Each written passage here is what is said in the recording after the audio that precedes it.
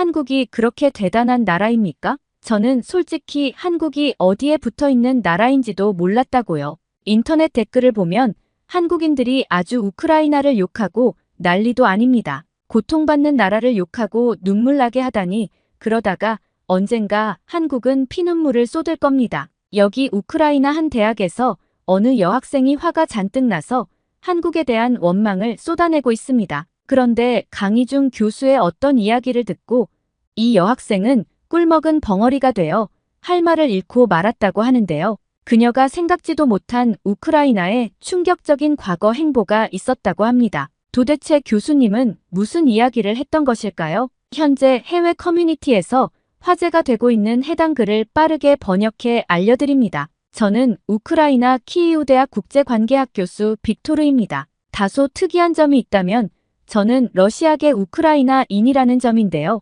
얼마 전 강의 중에는 한국과 관련된 이야기를 다루게 되었고 이때 다룬 주제는 특히 민감한 이슈였기에 조심스럽게 다루려 했으나 강의실 분위기는 제 생각보다 훨씬 더 예민하고 날카롭게 변했었답니다. 그때 있었던 일을 소개해드리고자 이 글을 쓰게 되었어요. 얘기를 시작하기에 앞서 우크라이나에서 전쟁이 시작된 이후 이야기를 잠깐 해보자면 저는 이곳 우크라이나에 남겠다는 결정을 되새겨보며 제가 과연 옳은 선택을 한 것이었는지 끊임없이 되묻게 되곤 했습니다. 저는 이 대학이 단순히 우크라이나의 교육기관이 아니라 국제적 지식과 문화를 교류하는 공간이라는 점에서 결국 남아있겠다는 선택을 하게 되었던 건데요. 여러 나라에서 온 학자들이 학문적 이상을 공유하고 다름을 이해하는 이곳에서 전쟁 중에도 강의를 이어가는 것이 저의 의무이자 책임이라고 생각했기 때문이었죠. 하지만 최근에는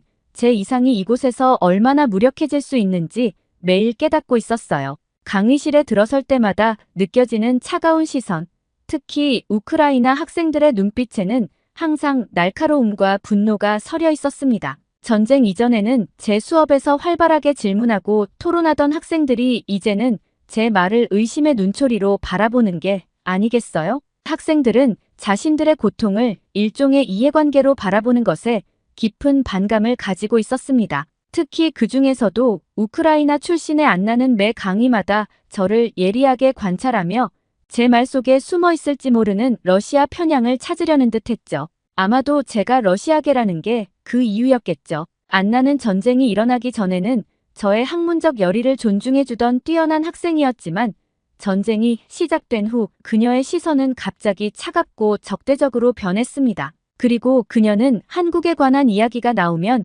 유독 민감하게 반응하곤 했죠. 그녀의 눈빛은 단순한 학문적 비판을 넘어선 분노를 품고 있는 듯 했습니다. 저는 매 수업마다 그녀가 제 말을 어떻게 받아들일지 부담과 혼란을 느끼곤 했어요. 이번 학기에 지도하게 된 국제관계와 역사라는 과목은 그런 의미에서 저에게도 그리고 학생들에게도 중요한 기회였습니다. 전쟁이 국제관계에 미치는 영향을 분석하고 그 파급 효과를 예측하는 것이 주된 과제였는데요. 이 주제를 통해 학생들이 우크라이나 전쟁을 조금 더 객관적으로 그리고 다각도로 바라볼 수 있기를 바랐고 특히 안나가 한국에 대해 느끼는 감정에 조금 더 여유를 가질 수 있기를 바랐습니다. 또한 매일 전해지는 전쟁의 참혹함 속에서도 이론적, 학문적 사고를 통해 그들의 불안과 혼란을 잠시라도 잊게 해줄 수 있지 않을까 하는 작은 희망이 있었죠. 하지만 수업이 시작되자마자 저는 예상하지 못했던 벽과 마주하게 되었는데요.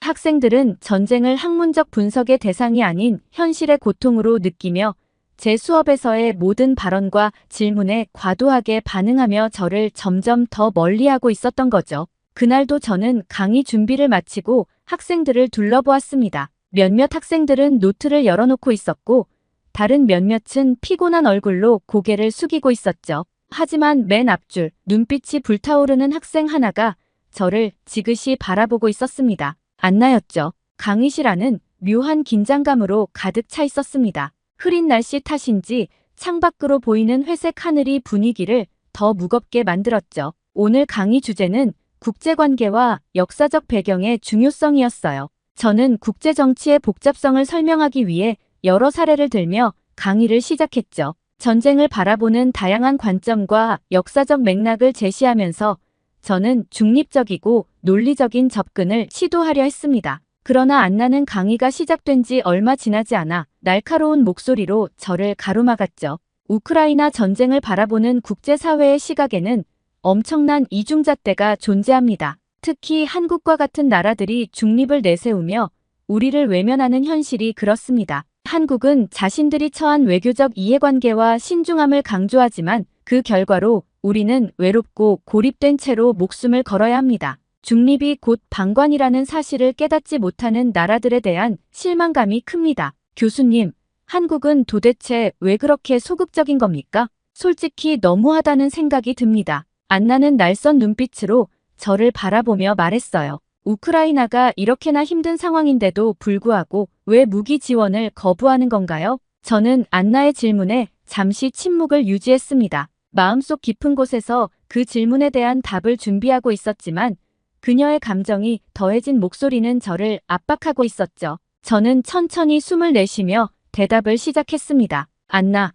우크라이나의 입장에선 이해할 수 있어. 하지만 한국이 우크라이나를 돕지 않는 데에는 복잡한 이유가 있어. 오늘 이야기가 나온 김에 한국에 대해 짚고 넘어갈 필요가 있을 것 같아. 우선 한국이 과거에 러시아와 군사적, 경제적으로 깊은 유대관계를 맺어왔다는 것을 이해해야 해. 특히 그들은 불곰 사업이라는 것을 통해 러시아의 군사기술을 제공받았고 그와 관련된 계약도 맺었지. 한마디로 러시아는 한국의 미사일 기술과 우주 기술을 공유했고 불곰 사업을 통해 군사 기술까지 전수한 이력이 있는 국가야. 그런데 그 기술이 들어간 한국의 무기를 우크라이나에 제공한다는 결정이 그렇게 간단한 문제가 아니야. 그리고 이러한 모든 협력들을 통해 단지 군사적 이익을 넘어 두 국가가 경제적이고 전략적인 동반관계로 이어졌다는 것을 어느 정도 이해를 해야 해. 이런 유대는 한국에게 결코 가볍지 않은 일이야.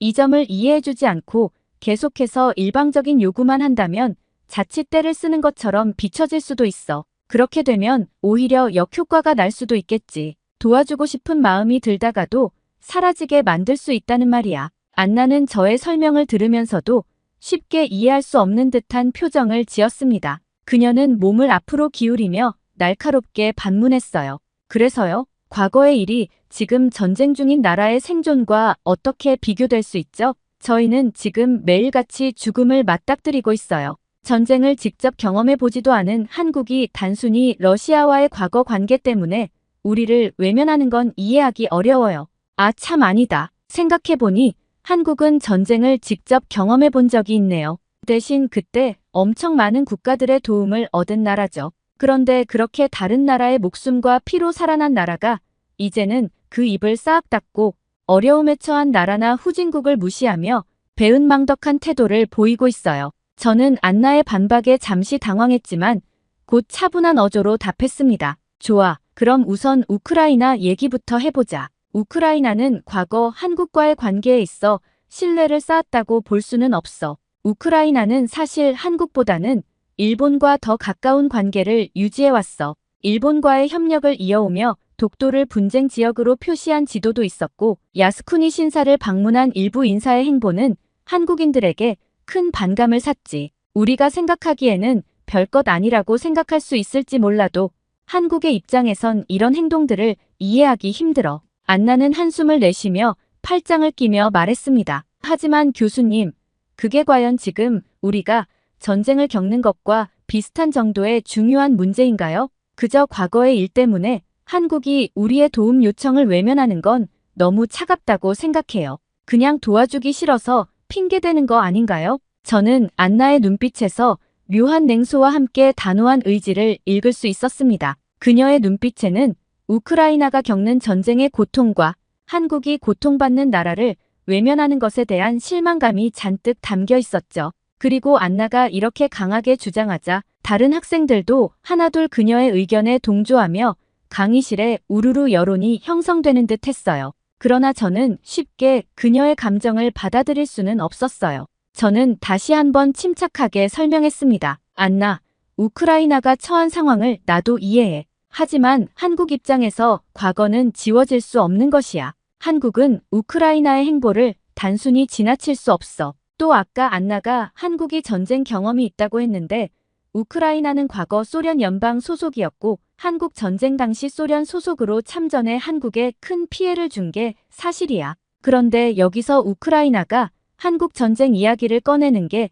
참 아이러니한 거지. 그리고 한국은 단순히 과거에만 얽매인 것이 아니라 이러한 역사와 더불어 현재의 현실적인 문제들까지 모두 고려하고 있어. 안나는 저의 말을 듣고 잠시 말없이 저를 응시했어요. 그녀는 조용히 고개를 저으며 깊은 한숨을 내쉬었죠. 안나도 저의 말이 어느 정도는 일리가 있음을 느끼는 듯했지만 제가 우크라이나가 겪는 고통을 정말 이해하고 있는지 의문스러워하는 것 같았어요. 교수님, 우리는 지금 그 과거와 상관없이 죽어가고 있어요. 제 가족, 제 친구들 모두 전쟁에서 고통을 겪고 있고 우리는 단순히 살아남기 위해 싸우고 있어요.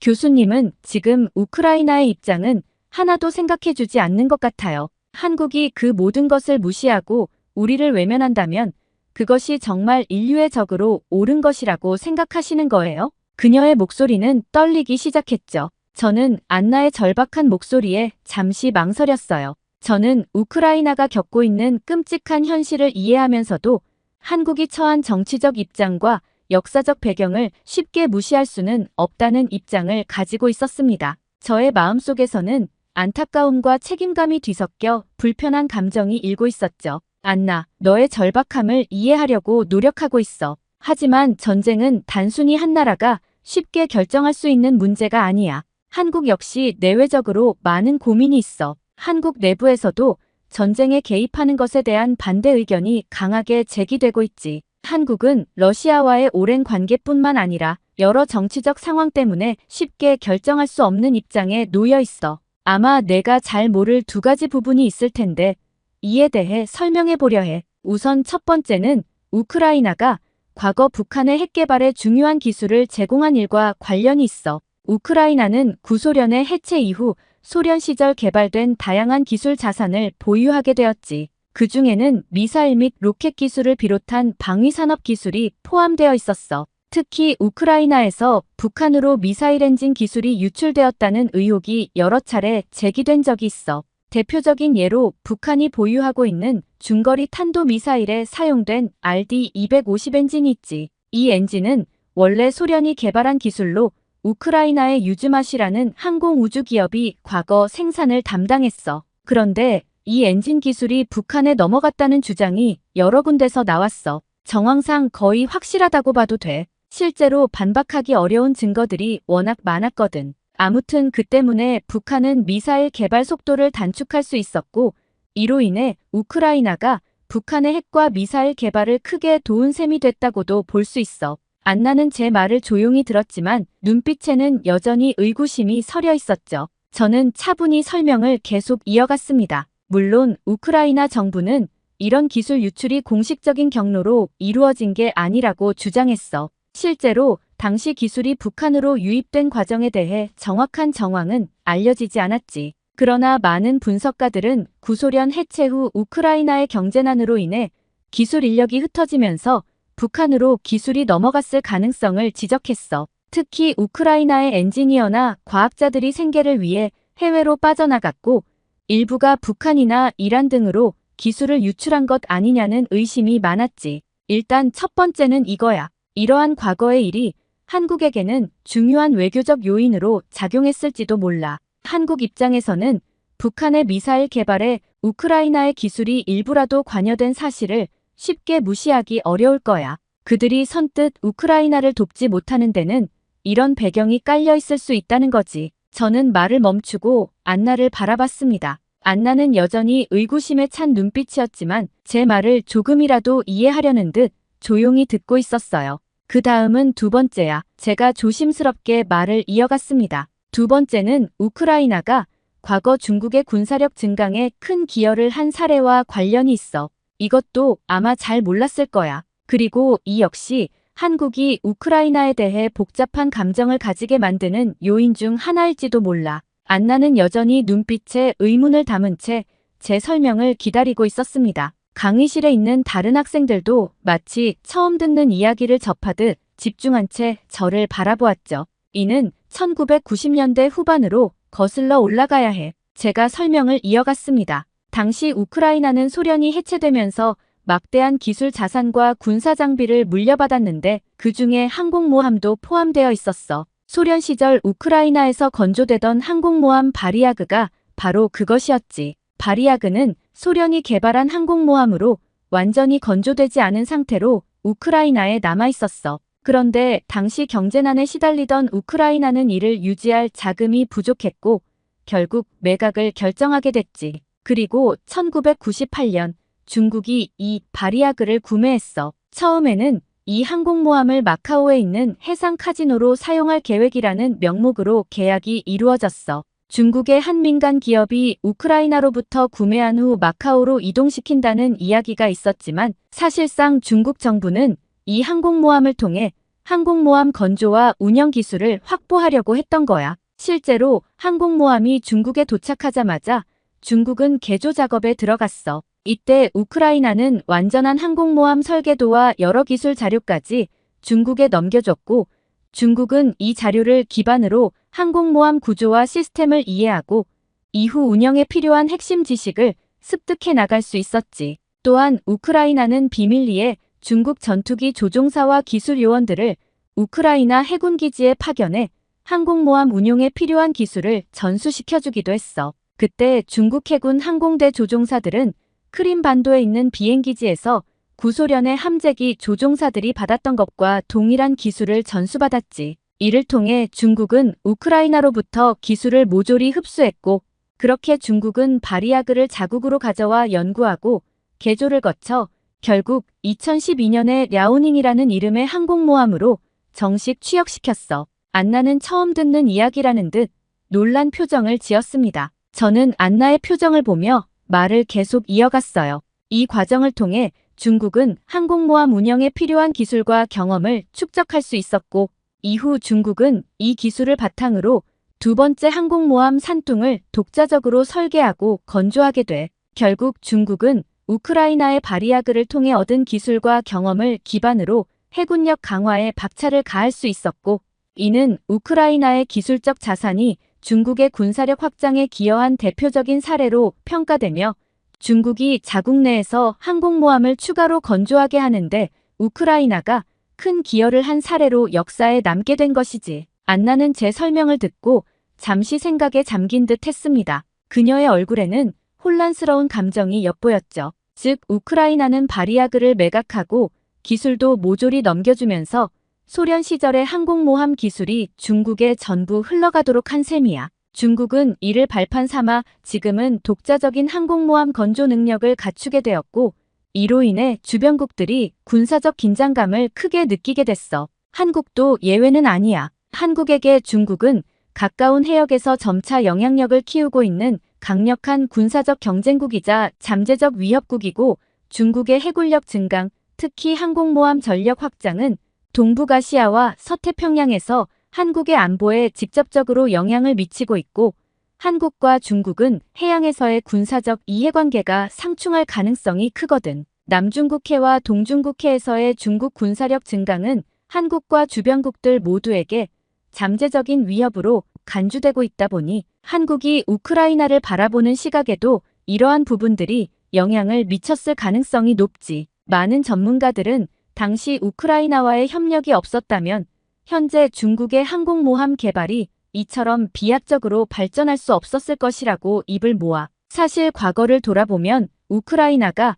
한국에게 직접적으로 도움이 되는 일을 한 기억은 거의 없고 오히려 해가 되는 일들이 더 많았던 것 같아. 북한 미사일 관련 기술 유출 의혹이나 중국의 항공모함 기술을 넘긴 일까지 이런 점들이 한국이 우크라이나를 군사적으로 돕는데 부담을 느끼게 만들었을 수 있어. 그리고 과거만이 아니야. 현재에도 우크라이나가 한국에게 불편한 감정을 일으키는 일들 투성이잖아. 그럴 가능성은 낮겠지만 만약 한국과 일본 사이에 심각한 분쟁이나 전쟁이라도 생긴다면 한국인들은 우크라이나가 한국이 지원한 무기를 들고 일본 편에 서서 일본 후방의 지원군이 되어줄 것 같은 느낌을 받을지도 몰라. 예를 들어 앞서 말한 주일 우크라이나 대사의 야스쿠니 신사 참배 문제라든지 독도를 분쟁 지역으로 표기한 지도 문제라든지 노골적으로 일본 편만 들면서 한국의 기분을 상하게 하는 일들만 계속되고 있으니 말이야. 저는 말을 멈추고 안나를 바라보았습니다. 이 모든 상황들이 한국이 우크라이나에 대한 지원 결정을 내리기 어려운 배경이 될 수 있어. 한국 입장에서는 역사 문제도 그렇지만 우크라이나가 과거에 북한의 핵개발과 중국의 항공모함 전력 강화에 일조한 것으로 보이기 때문에 무기 지원 문제에서 쉽게 우크라이나 편에 서기 어려운 상황일 수 있다는 거야. 안나는 제 설명을 듣고 이전보다는 조금 진지한 표정으로 제 말을 받아들이고 있는 듯 했습니다. 그리고 안나는 한동안 아무 말 없이 생각에 잠긴 듯 보였어요. 그녀의 눈빛은 여전히 복잡했고 그 중에서도 특히 중국 이야기에 놀라움을 감추지 못하는 듯 했죠. 우크라이나가 중국 해군력 강화에 일조했을지도 모른다는 이야기는 그녀에게 전혀 예상치 못한 내용으로 다가온 것 같았어요. 안나는 평소에 중국에 대해 그다지 긍정적인 감정을 가지고 있지 않았거든요. 이전보다 진지한 표정으로 제 말을 받아들이고 있는 듯한 그녀를 보며 동시에 전쟁의 한가운데서 고통을 겪고 있는 학생들에게 문득 이 논리가 대체 어떤 의미가 있을지 저 또한 깊은 회의감이 들기도 했습니다. 안나는 결국 천천히 고개를 들어 저를 바라보며 조용히 말했습니다. 교수님, 말씀하신 내용이 이해는 돼요. 국제관계라는 게 단순히 한쪽의 고통이나 바람으로만 움직이지 않는다는 것도요. 하지만 저희에게는 정말 시간이 많지 않다는 것, 그 절박함을 알아주셨으면 해요. 그녀의 말에 저는 무거운 마음으로 고개를 끄덕였습니다. 이 학생들이 겪는 현실은 이론적 설명이나 국제적 논리만으로는 다 이해될 수 없다는 걸 알고 있었으니까요. 하지만 전쟁 속에서도 서로 다른 입장과 현실을 이해하려는 시도는 여전히 중요하다고 믿었죠. 그날 이후 안나는 여전히 날카로운 시선으로 제 수업에 임했지만 그 속에는 이전보다 조금 더 열린 태도가 엿보였습니다. 어쩌면 우리는 현재 이 절박한 상황 속에서도 조금씩 서로의 시각을 이해하며 불완전하지만 이해의 폭을 넓혀가는 과정에 있는 것인지도 모릅니다. 물론 여전히 전쟁의 현실은 그녀에게 고통스러운 주제였고 그 감정은 수업을 진행하면서도 종종 표출되었지만 그럼에도 불구하고 우리는 조금씩 서로 다른 시각을 인정하고 대화의 끈을 놓지 않기 위해 앞으로도 노력해 나가려 합니다. 최근 한국과 태국 사이에서 벌어지고 있는 심상치 않은 관계 때문에 한숨이 끊이지 않는다는 한 교수가 있습니다. 이 교수는 태국의 방콕 출신이라고 하는데요. 예상치도 못하고 있다가 갑자기 들은 이번 소식에 깜짝 놀라게 되었다고 합니다. 한국과 각별한 사이가 있다는 이 교수는 이번 사태에 대해 어떤 생각을 가지고 있을까요? 사연 바로 시작합니다. 안녕하세요. 저는 태국 방콕 출신의 수라차이라고 합니다. 현재 방콕대학교에서 사회학을 지도하고 있는 교수로 일하고 있죠. 오늘 말씀드릴 얘기는 다소 무거운 얘기일 수도 있지만 그에 앞서 우선 제 딸아이 이야기부터 잠깐 짤막하게 말씀드리고 시작해 보겠습니다. 다들 아시다시피 요즘 전 세계적으로 한류 열풍이 참 뜨겁죠. 저도 나이 꽤나 먹은 편이지만 요즘 젊은 친구들이 좋아하는 BTS부터 시작해서 K-드라마나 K-뷰티 그리고 K-푸드 등 한국과 관련된 많은 것들을 아는 편입니다. 사실 원래 태국은 한국보다는 중국에 대한 감정이 굉장히 긍정적인 국가였어요. 원래 한국을 싫어했다는 게 아니라 상대적으로 중국과 유독 가까웠다는 얘기예요. 국민들의 감정뿐만 아니라 국가 간에도 태국과 중국은 전통적으로 우호적인 관계를 유지해왔으며 특히 경제적 협력 면에서 긴밀한 관계를 맺고 있는 국가였죠. 두 나라는 무역, 투자, 관광, 인프라 개발 등 다양한 분야에서 꽤 오랜 기간 협력해왔습니다. 게다가 중국인들이 태국으로 많이 이주해오면서 태국인들과의 통혼이 많이 이루어지기도 했고 거기에 문화적인 교류도 활발한 데다가 태국 상층부에서도 중국계가 많은 탓에 이들의 강한 영향력 때문에 태국과 중국과의 관계는 꽤 깊다고 할 수 있는데요.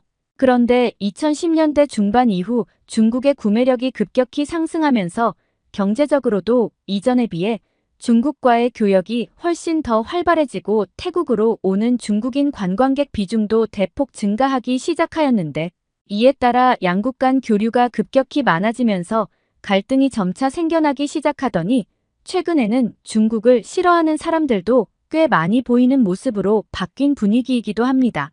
특히 중국 관광객들이 대거 늘어나면서 생긴 문제에는 대폭 늘어난 중국인 관광객들의 무례한 행동이나 문화적 차이에서 오는 갈등이 있었는데요.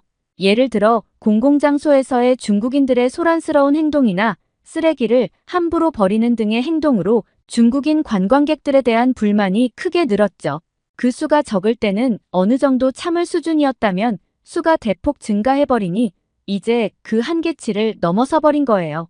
그리고 국가적 차원에서도 중국에 대한 경계가 날이 갈수록 커져가고 있는데요. 중국의 대규모 투자와 경제적 영향력이 태국 경제에 큰 영향을 미치면서 이제 태국인들은 중국의 영향력이 지나치게 커지는 것을 점점 우려하기도 합니다. 특히 태국 내에서 중국 자본이 부동산이나 관광 산업을 과도하게 지배하는 것을 경계하는 목소리가 커지고 있죠. 물론 그럼에도 여전히 태국인들은 중국을 경제적으로 중요한 파트너로 생각하기는 하지만 동시에 일부 태국인들은 중국의 영향력이 태국의 독립성이나 자주권을 해칠 수 있다는 우려를 표하는 것이죠. 이런 우려는 경제적 의존도가 높아지면서 발생할 수 있는 정치적, 경제적 불균형에 대한 걱정에서 비롯됩니다. 그리고 코로나19 팬데믹 초기에는 중국발 바이러스 확산에 대한 우려로 인해 중국인들에 대한 부정적인 감정이 크게 확산되기도 했는데 이로 인해 태국인들 사이에서 반중 정서가 크게 형성되었지만 코로나 팬데믹은 아이러니하게도 한국에 대한 인식이 올라가는 계기가 되기도 했습니다. 이게 도대체 무슨 말이냐고요? 태국에서는 특히 코로나를 기점으로 하여 한류 열풍이라는 것이 급격히 퍼지기 시작했거든요. 당시 외부 활동이 줄어들면서 넷플릭스 같은 OTT를 통해 한국 문화를 접하고 그것을 통해 한국 문화에 빠진 사람들이 정말 많이 늘었거든요. 그 덕분인지 특히 방콕에는 당시에 정말 수많은 한식당이 생겨나기도 하고 퓨전 주점들도 생겨나며 관광객들뿐만 아니라 태국 현지인들에게도 한식이 많은 사랑을 받곤 했는데요. 제 딸 나띠아가 한국에 빠지기 시작한 것도 아마 그맘때쯤이었을 거예요. 나띠아는 특히 K-팝 가수 중에서도 한국에서 활동하는 태국 출신 아이돌에 관심을 많이 가지더군요. 아마 한국 여러분들께서도 아시는 태국 출신 아이돌들이 있을 겁니다. 대표적으로 2PM의 니쿤이라는 가수가 가장 유명한 것으로 알고 있는데요. 이 외에 최근에 활동하는 가수로는 블랙핑크라는 그룹의 리사라는 가수와 갓세븐이라는 그룹의 뱀뱀이라는 가수가 태국 출신이더군요. 그리고도 NCT10이나 CLC 손 등등 꽤 많던데 너무 많아서 이름을 일일이 다 기억을 하지를 못하겠네요. 특히 제 딸은 블랙핑크의 리사를 참 좋아하는데 그 예쁜 외모에 푹 빠지면서 연예인들이 하는 화장법에도 관심을 가지게 되고 자연스레 K-뷰티에도 관심을 가지면서 한국 화장품을 사달라고 조르는 일도 많았죠. 또 한국의 가수나 화장품뿐만 아니라 드라마도 무척 좋아해서 방 안에서 하루 종일 한국 드라마를 보는 통에 그만 좀 보라고 잔소리를 했던 적이 한두 번이 아니었을 정도였죠.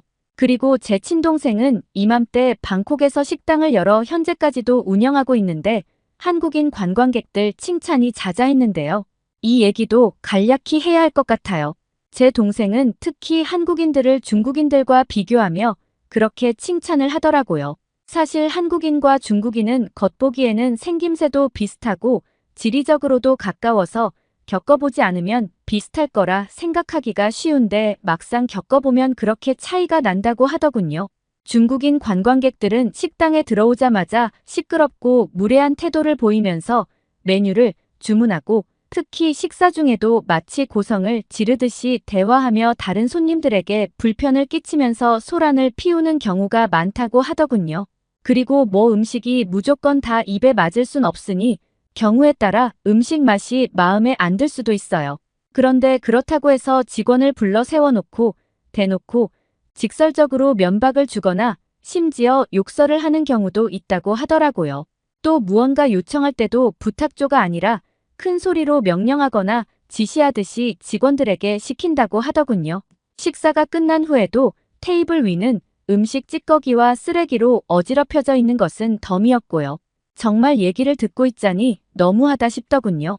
반면 한국인들은 식당에 들어오자마자 정중하고 차분한 태도를 보이며 메뉴를 주문할 때도 세심하게 배려하는 모습을 보여주었는데 어떻게 양국 간 차이가 이렇게까지 날 수가 있나 싶은 생각도 들었다는데요.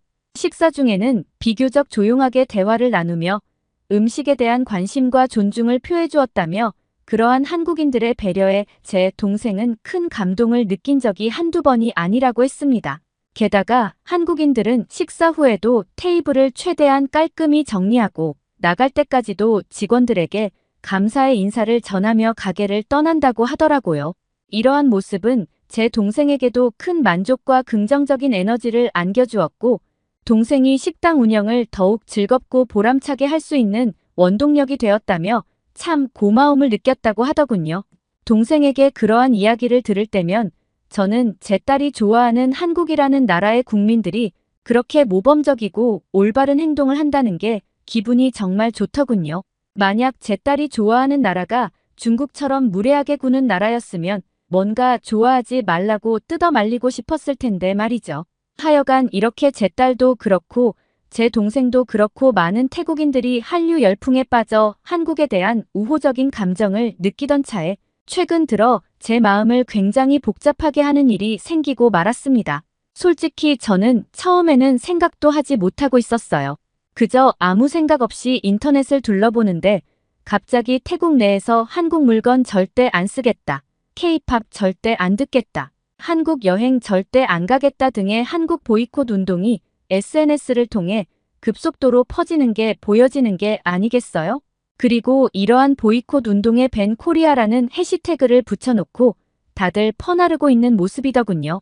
대체 무슨 일이 벌어지고 있는 것인지 처음에 정말 의아했습니다. 분명 태국인들은 얼마 전까지 한국 여행도 자주 가고 한류 열풍에도 빠져 한국을 굉장히 좋아하던 사람들이었거든요. 저는 일단 대략적으로라도 무슨 일인지 알아보기 위해 급히 인터넷으로 검색을 좀 해보았습니다. 알고 봤더니 불법 체류자 문제가 바로 그 원인이었는데요. 한국에 체류 중인 불법 외국인 중에 태국인의 비율이 상당히 높기 때문이었고 이에 따라 한국이 태국인 관광객들에게 까다로운 입국 심사를 하게 되면서 출입국 심사에서 반환되는 경우가 많아지게 되어 태국인들에게 한국에 대한 반감이 생기게 된 것 같더군요. 저는 여러 가지 복잡한 생각이 들었습니다. 명색이 사회학과 교수인데 참 부끄러운 얘기지만 저는 한국의 태국인 불법 체류자들이 그렇게까지 많은 줄은 정말 꿈에도 모르고 있었습니다. 어느 정도야 있겠다고는 생각했지만 한국에 체류 중인 태국인의 78%가 불법 체류자로 여러 국가 중 압도적인 1위를 차지하고 있는 게 태국인 줄은 정말 몰랐죠. 이는 정말 부끄러운 일이 아닐 수가 없었습니다. 그런데 이러한 문제로 인해 생긴 갈등은 의외로 시간이 지나도 쉽게 가라앉지 않는 모습이었습니다. 저는 평소처럼 출근하여 수업 준비와 학생들의 과제를 정리하는 일상을 보내고 있었지만 최근 태국과 한국 간의 긴장 상황에 대한 끊이지 않는 기사들은 저의 마음을 계속 무겁게 하고 있었죠. 무엇보다도 제 딸이 그렇게 좋아하던 한국에 대한 반한 감정이 격해지고 양국 간 긴장이 고조되는 모습을 보며 제 딸아이가 상처를 크게 입진 않을까 하는 불안과 걱정이 밀려오기도 했습니다. 실제 최근 몇 달 동안 태국과 한국 간의 관계는 심각하게 악화되고 있었고 SNS 등 인터넷 커뮤니티뿐만 아니라 방콕 대학교 캠퍼스 안에서도 이 문제는 꽤 큰 화두가 되기도 했었는데 이날도 저는 한 학생의 연구 과제에서 양국 간 관광객의 감소와 한국 내 불법 체류 문제의 상관관계를 분석한 보고서를 읽고 있었습니다. 그 학생의 보고서에는 한국의 불법 체류자 문제와 양국 간 관광객 감소가 서로 영향을 미친다는 내용이 담겨 있었죠. 사실 이러한 문제는 제게 남일 같지 않았습니다. 오늘 오전 저는 제 친동생에게서 긴급한 전화를 받았습니다. 동생의 목소리는 평소와 달리 굉장히 불안정했죠. 형, 한국 관광객이 급격히 줄어들었어요. 매출이 많이 떨어졌고 예약도 거의 없어요. 앞서 말씀드렸듯 제 동생은 방콕의 중심가에서 식당을 운영하고 있는데 최근 한국 관광객의 급격한 감소가 그의 일상과 사업에 큰 타격을 주고 있었던 거죠. 저는 동생의 걱정이 단순히 국가 간 갈등의 문제를 넘어서는 것임을 직감했어요. 양국 간의 갈등은 개인적인 삶에까지 깊은 영향을 미치고 있었죠. 한국 관광객의 감소는 그의 식당 매출에 직접적인 타격을 주었을 뿐만 아니라 그로 인해 가족의 생활까지 위협하고 있었습니다. 이 상황은 단순한 경제적 문제를 넘어 제 동생의 모든 것이 흔들리는 큰 위기임을 알 수 있었죠. 정말 마음이 아프고 한숨이 푹 나오더군요. 저는 동생과 전화를 끊고 대체 이 문제를 어떻게 해결하면 좋을까 고민하며 인터넷을 켰어요. 그런데 그때 최신 기사 하나가 뜨더군요. 태국 여행협회 부회장의 인터뷰 기사였습니다. 그런데 기사를 읽어내려가면서 저는 경악하고 말았죠. 도대체 사태를 해결할 의지가 있는 양반인가 싶었어요. 그는 한국 방문 태국인이 줄어드는 이유는 한국의 관광 명소가 많지 않기 때문이라고 주장하면서 한국 대다수 여행지는 인기 드라마 덕에 유명해서 잠시 핫할 뿐이며 반면에 중국과 일본은 더 많은 매력과 쉬운 입국, 그리고 신선한 공기가 있다며 중국과 일본에 대해 칭찬을 하며 마치 한국에 대한 복수심을 표출하듯 발언하는 모습을 보여주었습니다. 갈등을 원만히 해결해 나가도 모자랄 사람이 오히려 더 부추길 만한 발언을 하고 있다니 정말 더위를 먹었나 싶더라고요. 게다가 저를 더 좌절하게 만든 것은 이러한 협회 부회장의 말에 다른 태국인들마저 휘둘리면서 동조하는 모습을 보였다는 것이었어요. 한 태국인 직장인은 이렇게 말하더군요. 한국 여행을 취소했습니다. 일본은 엔저로 여행비가 싼 데다 친구가 한국 입국을 거부당했기 때문에 일본을 선택했습니다. 한국 측은 제 친구의 호텔 환불도 거절했습니다. 이 때문에 저는 한국 관광은 리스크다라고 느낍니다. 한국에 너무 화가 납니다. 또한 다른 태국인은 중국이 3월 1일부터 태국 국민 비자를 면제한 후 올해 약 120만 명의 태국인이 중국에 갈 것으로 추정하는데 이는 2019년의 2배입니다. 많은 사람들은 한국보다 중국이 많은 관광 명소와 유적지들로 매력적인 곳이라 여깁니다. 여행 비용은 많이 비싸지 않습니다. 또한 유타차이 부회장에 따르면 중국의 4일 여행 비용은 약 22,000바트, 한국은 3만 바트라고 합니다. 일본도 해외 관광객들에게 고평가되는 문화와 역사가 있지만 엔화가 급락해서 한국에 비하여 굉장히 저렴한 선택입니다. 라는 인터뷰를 하였고 인터넷 베스트 댓글에서는 저는 동아시아 모든 나라를 여행 가봤지만 한국이 가장 실망스럽고 서비스도 안 좋고 갈만한 곳과 놀만한 곳이 많지 않아서 저는 여러분이 한 번 정도 가면 충분하다고 생각합니다. 우리는 대개 한국 드라마를 보고 화려한 것을 보지만 막상 가면 실망이 넘칠 것입니다. 반대로 중국과 일본 두 곳은 탐험하고 체험할 것이 매우 많습니다. 특히 중국은 여러 번 가도 안 질리고 여전히 새로우며 4번을 갔음에도 여전히 유명한 곳들을 다 못 가봤습니다. 라는 댓글도 보이더군요. 또한 두 번째 베스트 댓글에서는 한국은 오빠 드라마 시기 덕에 몇 년간 많은 관광을 받았고 지금은 드라마 영향력이 다 떨어져 동남아에서 이제 제로에 가깝고 오직 유럽만이 인류의 고대 도시 유산 속에서 신선한 기후에서 구경하고 즐길 거리가 많기에 관광에 인상적인 곳입니다. 라는 등 많은 사람들이 부회장의 말에 동조하거나 감정이 격해진 상태로 한국 여행에 대해 비난하거나 혹은 취소하고 있다는 소식이 잇따라 들려왔습니다. 저는 이러한 사람들의 격해진 반응과 내용들을 살펴보며 참 씁쓸한 생각이 들더군요. 사실 이와 같은 격해진 분위기는 전형적인 선동의 일환일 수 있다는 생각이 들었습니다. 저는 감정적으로 자극받은 일부 여론이 과장되거나 왜곡되어 퍼지면서 실제로는 한국에 대한 무수한 긍정적인 경험과 우호적인 감정이 감춰지고 있다는 것이라는 생각이 들었습니다. 우선 여행협회의 부회장이라는 사람이 갈등의 표면적인 측면만을 부각시킨다는 것에 대하여 깊은 한탄을 할 수밖에 없었고 대중들은 점점 더 한국에 대한 부정적인 여론만을 확대 재생산해 나가며 이성과 객관성을 잃어가는 것처럼 보였어요. 저는 서로에 대한 이해와 배려보다는 감정적인 반응을 유도하는 이러한 분위기 속에서 깊이 있는 소통과 진정한 해결을 찾아가는 것이 더욱 중요하다는 생각이 들었어요.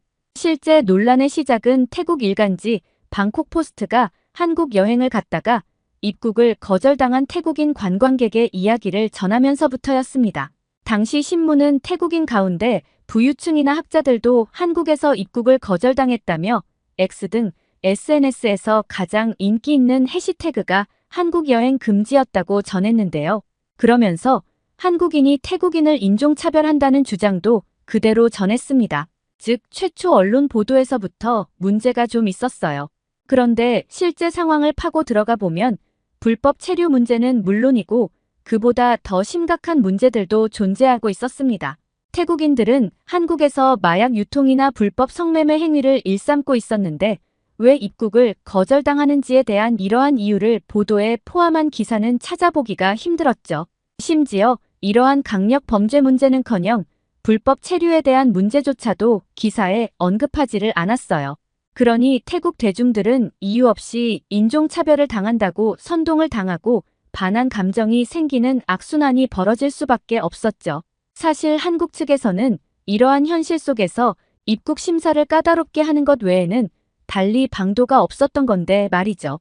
불법 체류 방지를 위해 필요한 조치를 취하는 것은 당연한 임무이자 엄정한 외국인 체류 질서 확립은 국익과 주권 사항이며 불법 체류는 노동시장을 왜곡할 뿐만 아니라 마약 범죄 등 강력 범죄로 이어져 국민 안전을 위협할 수 있는 문제이기 때문이에요. 조금 더 구체적으로 찾아본 바에 따르면 한국 체류 태국인 중 합법 체류자는 불과 1만 8천 명에 불과한 반면 불법 체류자는 15만 7천 명이 넘는다고 하더군요. 즉 한국 체류 태국인의 78%가 불법 체류자로 여러 국가 중 압도적인 1위를 차지하는 게 태국이었고 실로 이는 심각한 문제가 아닐 수가 없었습니다. 저는 정말 이러한 자료를 찾아보고 부끄러움을 감출 수가 없었어요. 한국에서 월 200만 벌어도 태국에서 받는 월급의 두세 배는 되기 때문인 것이죠. 그런데 부끄러움도 모르고 오히려 여행협회 부회장이라는 사람이 반환을 부추기고 언론에서 대중을 선동하는 모습을 보며 정말 깊은 한숨을 내쉴 수밖에 없었죠. 그리고 그렇게 한국을 좋아하던 제 딸아이 나띠아도 근래 들어 태국 내 반한 감정을 인식했는지 급격히 얼굴 표정이 어두워졌더군요. 뭔가 상처를 받을까봐 직접적으로 물어보진 않았지만 제게 말을 안 해도 저는 딸아이의 심정을 알 것 같더라고요. 그렇게 좋아하던 나라를 갑자기 모든 사람들이 욕을 하고 있다면 어떨까 싶으면서요. 그런데 더 큰 문제는 동생의 식당이었어요. 평소 한국인 관광객들로 북적거리던 식당이 갑자기 한산해졌는데 이대로 가다간 식당 문을 닫아야 될지도 모르겠다고 한숨을 푹푹 내쉬는데 그 식당은 동생 가족 생계 수단이자 자부심이었거든요. 그리고 인근의 동생과 친한 식당 사장님들도 모두 다 비슷한 고민으로 울상이라고 하더군요. 저는 참 많은 고민이 들기 시작했어요. 어떻게 하면 이 난관을 벗어날 수 있을까? 어떻게 하면 다시 한국과의 관계를 회복할 수 있을까? 하지만 쉽게 답이 나오지 않았습니다. 아무리 생각해봐도 제가 할 수 있는 일이라고는 제 힘이 닿는 한에서 제 직업을 통해 학생들에게 이 문제를 바르게 알리고 가르치는 것이었는데 그런데 이 또한 호락호락한 일만은 아니더군요. 처음에는 학생들 반발이 만만치 않았거든요. 학생들은 이미 태국 언론과 사회적 분위기에 영향을 받아 한국에 대한 부정적인 인식을 갖고 있었기 때문에 제 강의가 이들의 기존 생각과 맞지 않아 갈등이 생기기 시작했습니다. 강의실에서는 열띤 논쟁이 일어났고 일부 학생들은 제가 한국의 입장을 지나치게 감싸고 있다는 생각을 표출하기도 했죠. 하지만 저는 이러한 반발이 자연스러운 과정임을 이해하고 조금씩 인내하며 대화를 이어갈 수밖에 없었어요. 언론에서 공개하지 않은 실제 팩트와 다양한 사례를 통해 한국에서 실제 벌어지고 있는 태국인들의 심각한 현실을 면밀히 설명하고 양국 간의 갈등을 해결하기 위한 실질적인 방안에 대해 논의하고자 노력했습니다. 그리고 이런 불법적인 행위들과 범죄가 계속된다면 한국 사람들이 태국인들을 도대체 어떻게 바라볼 것인지에 대해서도 한번 생각해보자고 이야기했죠.